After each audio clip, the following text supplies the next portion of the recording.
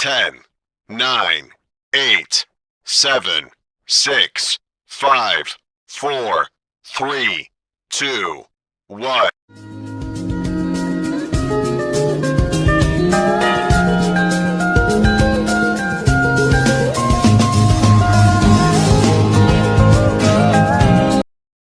Preposisi atau preposition sendiri adalah kata depan yang biasanya diletakkan sebelum kata benda atau pronomina di dalam sebuah kalimat bahasa Inggris. Nah, ada macam-macam preposition yang berbeda-beda.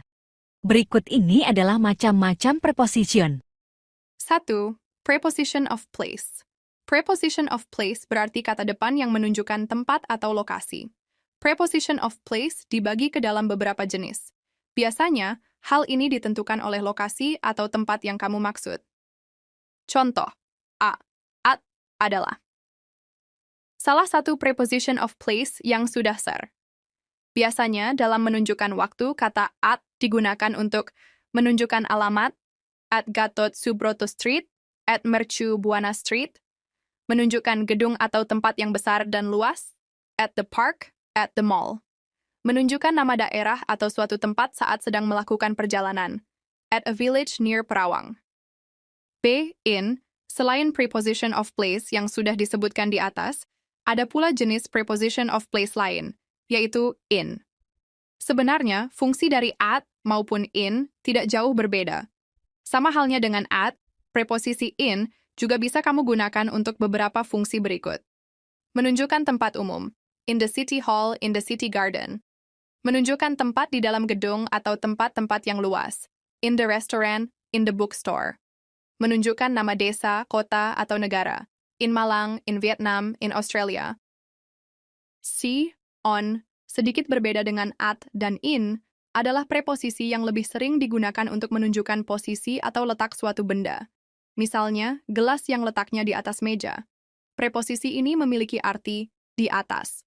Oleh sebab itu, biasanya, preposition of place ini menunjukkan posisi suatu benda yang berada di atas benda lainnya. Contoh kalimat, I put my glasses on the table. I saw your smartphone on the coffee table last night. Selain ketiga preposisi yang mengawali kata benda berupa keterangan tempat, ada pula beberapa jenis preposition of place yang memiliki fungsi beragam. Contohnya, to, from, near, beside, between, among, above, below, under, in front of, in back of, by. Preposition of time. Nah, fungsi preposisi tidak hanya mengawali keterangan tempat, tetapi juga keterangan waktu.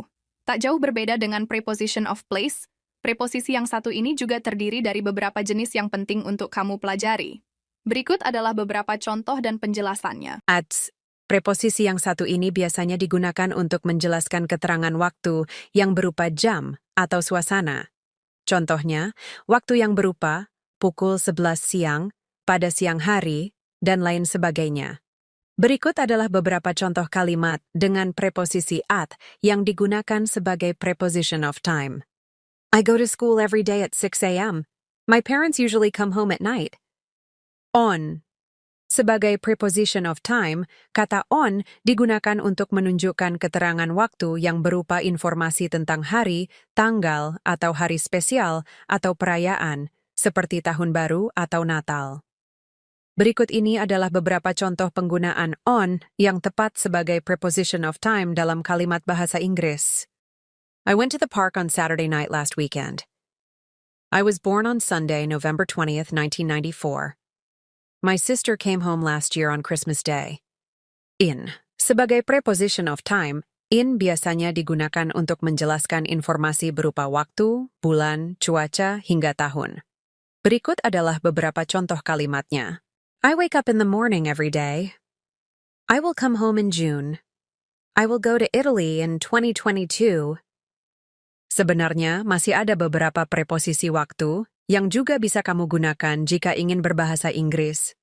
Di antaranya adalah before, after, since, during, for, until, from, to, dan masih banyak lagi. Jika kamu ingin menguasai bahasa asing yang satu ini, cobalah mempelajari fungsi dari masing-masing preposisi yang telah disebutkan di atas. Preposition of direction. Nah, Salah satu macam dari preposisi yang juga tak kalah penting adalah preposition of direction. Ini artinya preposisi yang digunakan berfungsi untuk menunjukkan arah. Ada macam-macam preposition yang bisa kamu gunakan dalam kalimat demi menunjukkan informasi tentang arah. A. Into. Preposisi yang satu ini menunjukkan arah yang diambil oleh seseorang saat bergerak atau bepergian. Tak hanya itu, preposisi yang satu ini juga bisa menunjukkan suatu benda yang digerakkan.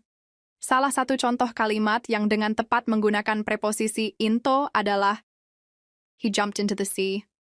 I pushed him into the bookstore. B. Toward. Sedikit berbeda dengan kata into, kata toward menunjukkan arah. Alhasil, jika into adalah gerakan yang sudah terjadi ke dalam, toward masih berupa persiapan atau ancang-ancang, meski sudah mengarah ke salah satu tujuan. Berikut contoh kalimatnya yang tepat. She ran away when saw someone coming toward her. He said that he had a feeling towards me.